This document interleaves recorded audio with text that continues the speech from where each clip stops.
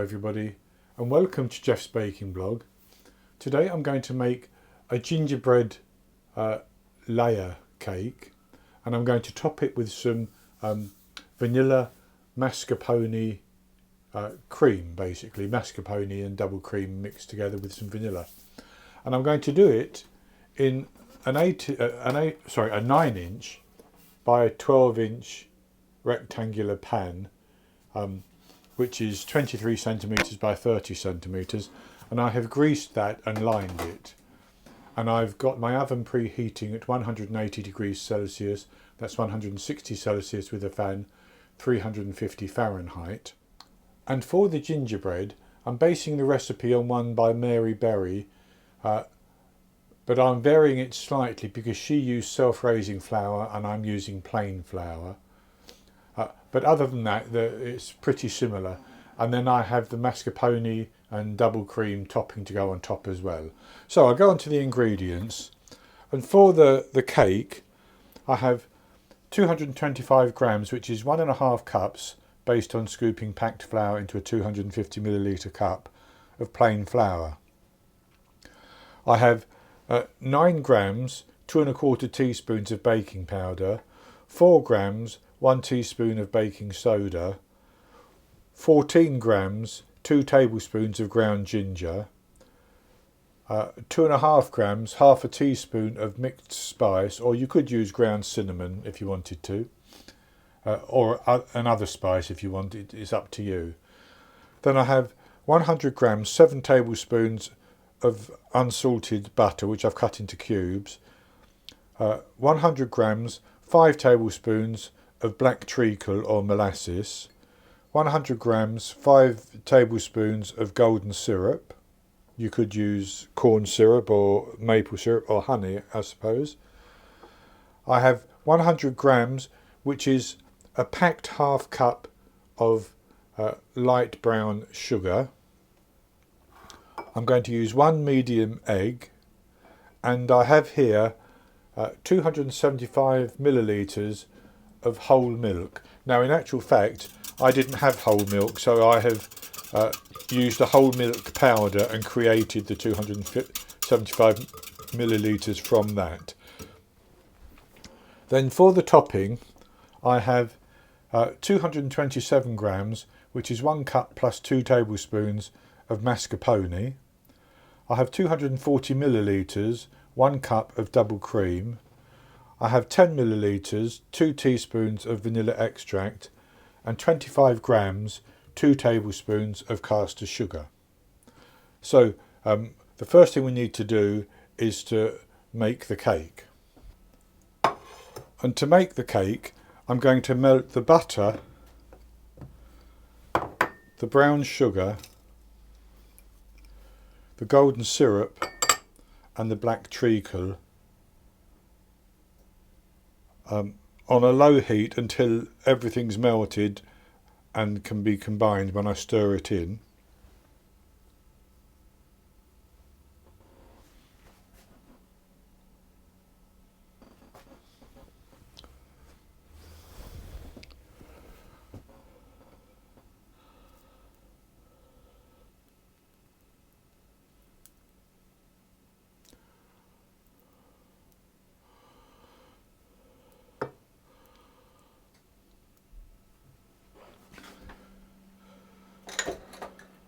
So with that in the saucepan, I'm simply going to put that onto a low heat and stir it as it melts. You don't need to watch that, but I'll show you what it looks like once it's melted.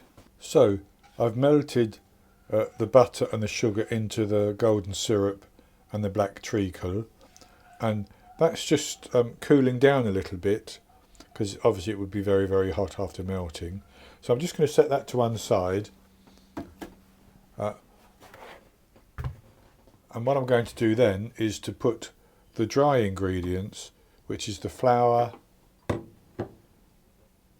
baking powder, the baking soda,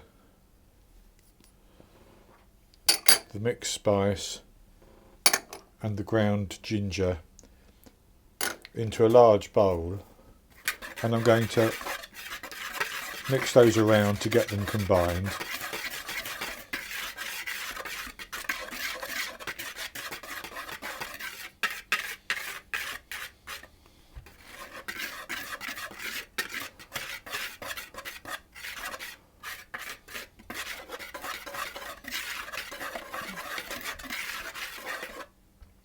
just like that. And then I'm going to pour in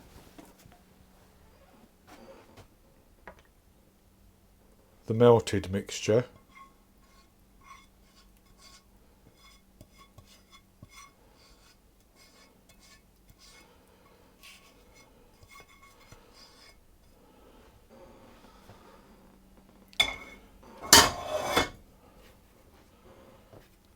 And just mix that a little bit, and the reason for that is it will reduce the temperature just a bit more. But I'm going to add my egg in as well.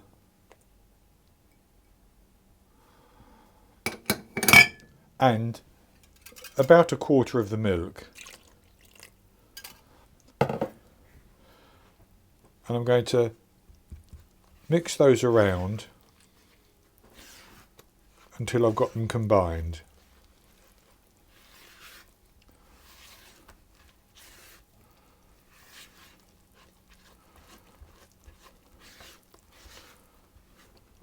And then I'm going to add in the rest of the milk.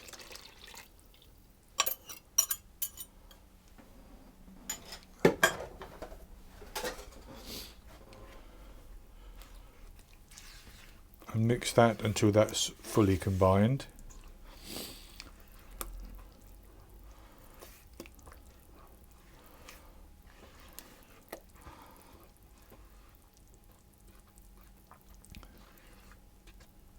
And that's a very runny batter, as you can see.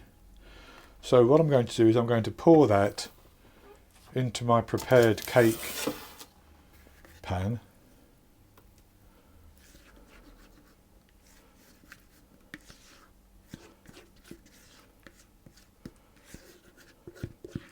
So with that in the tin, and it levels out nicely, as you can see, I'm going to put it in the oven and I'm going to bake it for about 35 minutes. So it should rise up and set firm on top. It'll probably begin to come away from the edge a little bit as well. And at that point I'll test it with this skewer, and if it comes out clean I'll take it out of the oven. But I'll leave it in the tin for at least 10 minutes, maybe even longer, before I take it out and transfer it onto a wire rack to cool completely. And once it's cooled completely, I'll come back and we'll go on and we'll make the frosting for the top. I baked the gingerbread for 35 minutes and it was just beginning to come away from the sides and it looked quite good, so I tested it with a skewer and it came out clean. So I took it out of the oven and I left it in the tin for 15 minutes. Then I carefully lifted out of the tin onto a wire rack, and this is what it looks like. So it's baked up quite nicely, as you can see, and so I'll just put that to one side because the next thing we need to do is to make the frosting. Now I should say you don't have to do the frosting, you can just serve that like that, and you can cut it into squares or bars and eat it as a cake, or you can serve it with some custard or something as a dessert. But what I'm going to do is I'm going to put the mascarpone cream frosting on the top. So I have my mascarpone here, which I'm just going to whisk with my hand mixer, get that broken up.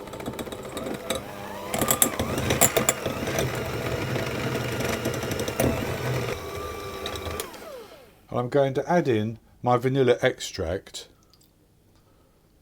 and whisk that in.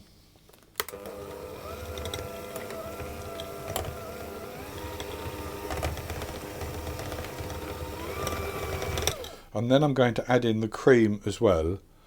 Now I ought to say that my mascarpone is homemade, so mine may be thicker than that which you can buy in the shops, but it should work just fine. So I'm going to start to whisk that cream in, and as I whisk it in I'm going to put my sugar in a little bit at a time as well, just the 2 tablespoons of sugar.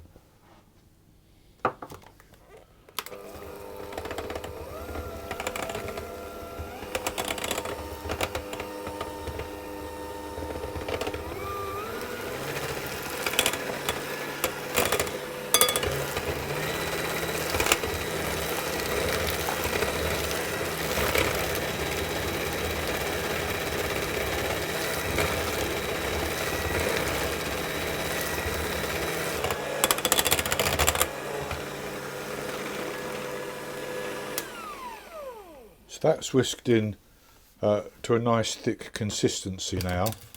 So all I'm going to do is spread that onto the top of my gingerbread.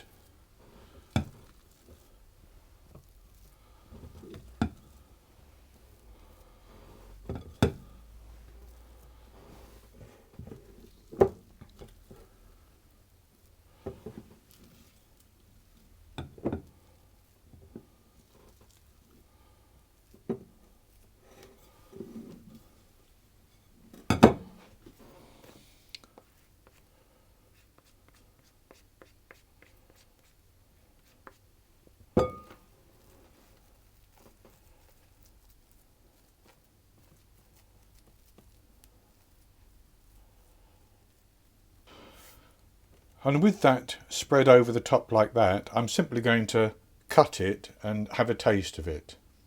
So I'm going to cut it roughly in half. You could measure this. And then I'll wipe the knife with a piece of kitchen towel or kitchen paper and cut that half in half as well.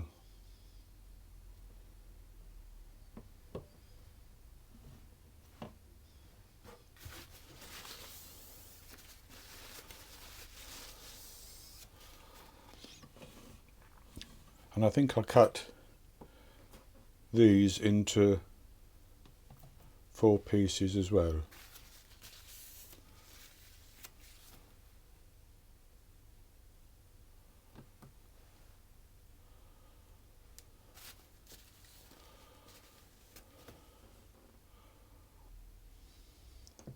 So with those pieces cut,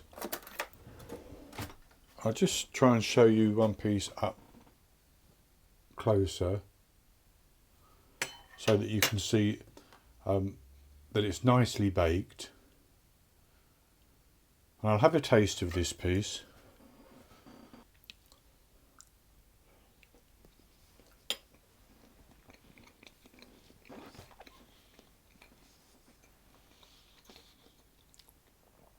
The gingerbread is lovely and soft and has a warming ginger flavour, and then the coolness of the frosting on top, slightly sweetened. Very, very good combination. So this is actually a very simple recipe, and as I said, you can do just the gingerbread or you can do the gingerbread with the frosting. It's up to you. So that's going to be it for this video, and I hope you've enjoyed the recipe, and if you have, please give me a thumbs up below and click to subscribe to my YouTube channel. In the top right hand corner of the screen there will be an eye that you can click on, and that will take you to a link for the recipe, and I'll put a link below the video as well, and I'll be back with another recipe in the very near future. So until then, happy baking.